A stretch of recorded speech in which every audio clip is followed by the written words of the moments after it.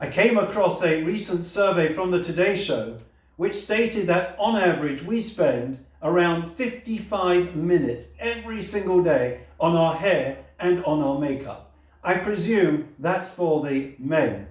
In fact, Oscar Wilde said it best when he said, "A man's face is his autobiography, a woman's face is her work of fiction." Now, of course, we are going to be able to save ourselves a tremendous amount of that time, bearing in mind that from this week it becomes mandatory for us to wear masks when we go shopping or when we go to supermarkets. But that got me thinking about ourselves, each and every one of us, and our lives. How much do we choose to reveal and how much do we mask? How much do we cover up, either consciously or subconsciously? There is the public persona that we are outgoing, we're confident, we're successful, we're secure, we're charitable, we're considerate, we're patient and kind. And then, of course, there are those moments when the mask slips just a tiny bit. And it could be because of pressure, it could be because of tiredness, but behind closed doors, very often, we're not quite the same person. We become a bit more impatient, we become a bit more inconsiderate, we're not as caring as we should be, and we don't have as much patience for those around us. There seems to be a bit of uncertainty how we should act. How can we turn up and be the real us? But on the other hand, we want to put our best foot forwards. We don't always have to reveal everything to the public. And that's something which I think we all struggle with to a greater or to a lesser degree. In fact, it's fascinating. With Moshe, we find our greatest of leaders. And for so often, on the one hand, he was hidden, and on the other hand, he was revealed. Consider the following. From day one, Moshe was hidden, right? Moshe's birth, he was hidden. And then, of course, he was hidden in a basket. And then, of course, he hid an Egyptian. And then as we go towards as he grows up and becomes the leader of the Jewish people, we find that his face had to become hidden because of the rays that were so powerful, so intense, the Jewish people couldn't look at him. So we find that there is this hiddenness, this mask that enveloped so much of Moshe's life. But on the other hand, we find that there is this public face. And in fact, we find that Moshe is described as speaking to God face to face. What's going on? When does Moshe reveal his face and when is he hidden? I think the answer to this, I'd like to humbly suggest, is as follows. That when it is panim el panim, when it is between us and God, when we are just with ourselves, then we can be real.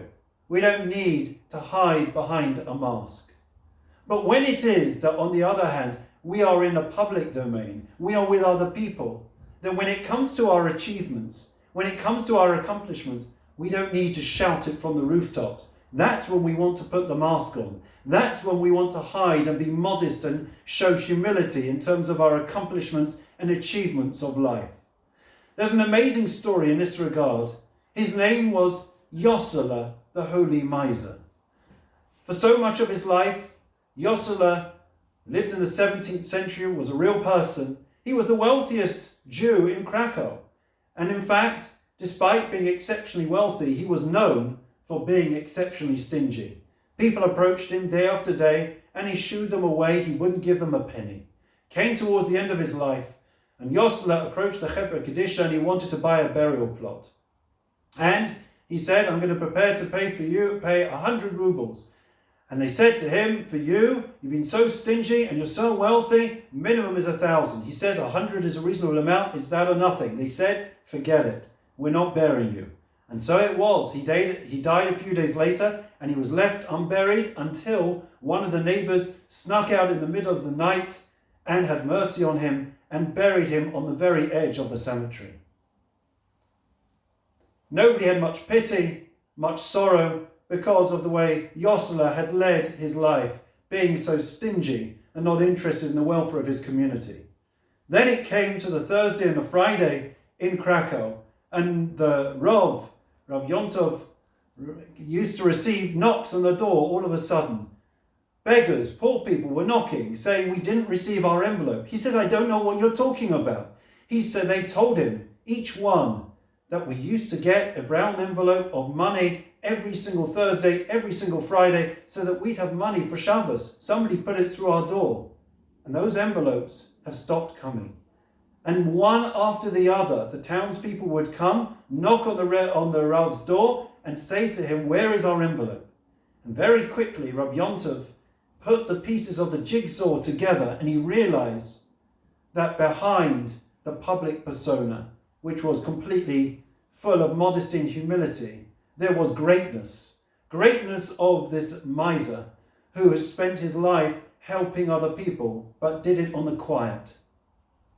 I think it is such an important lesson for us about how much we decide to put out there in the public domain, how much should be of our achievements and accomplishments and chesed and kindness on the social media. Does everyone need to know that we've helped somebody or that we've done something of benefit to the community?